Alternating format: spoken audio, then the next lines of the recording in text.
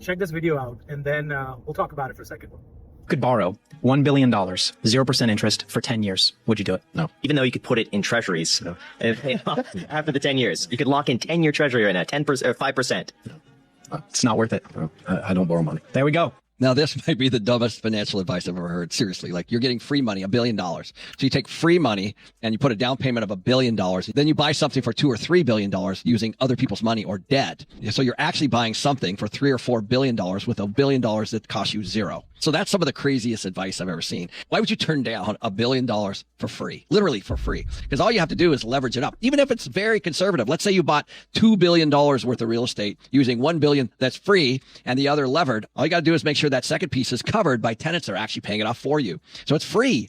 And I think the question that Graham asked is a great one. Like you wouldn't even put it in treasuries, which right now is, let's say, 3 or 4%. Why wouldn't you make 3 or 4% on $1 billion for free? Just putting $1 billion that you get for free in a treasury would get you 30 to $40 million a year. Who doesn't want $3 or $4 million a month in income just from a free $1 billion? So that's the most ridiculous advice I've ever seen. Stephen Graham is asking Dave Ramsey whether or not he's going to take $1 billion of loan from somebody that is completely interest free. And Dave Ramsey's answer is no. Now, Ken is giving a commentary saying, why would you not take free money? I get it, Ken. I read your book also.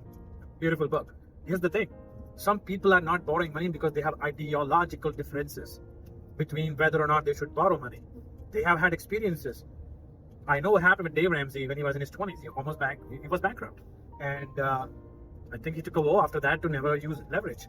And I have respect for that. I also have respect for people who borrow some amount of money.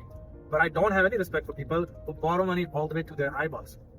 It's not no smart financial decision to borrow as much money. The reason Dave does not want to do it is he's probably vowed never to touch that. And he has built whatever he's built by working for it, saving up, and then buying a piece of land in years and years, waiting just to, put up a building there, just because he didn't have the cash to do it. But that's what it takes. People who are disciplined, they stick to it. And one of the biggest thing they get out of that is their downside. They're protecting their downside. Nobody looks at that. They're only looking at their dumb decisions for not borrowing money. But nobody's looking at the guaranteed, almost assured resolution to the outcome of not borrowing debt, which is not getting bankrupt, not losing out money in interest payments, because or losing any leverage that you have when you don't have a debt. When you don't have a debt, you can pass on some of the deals that come to you because you didn't have the cash to, you couldn't afford the price that they were asking, and you passed on probably some lousy deals. But if you were able to get financing done, you were gonna touch some of the deals that you shouldn't have touched otherwise. So Ken, you gotta see how these guys are positioned themselves. It's about principles. It's about resolution. It's about discipline. It's not about. He probably makes enough money every year that he doesn't have to worry about how much money he's going to make off of the treasuries if he just parked the money in the treasuries.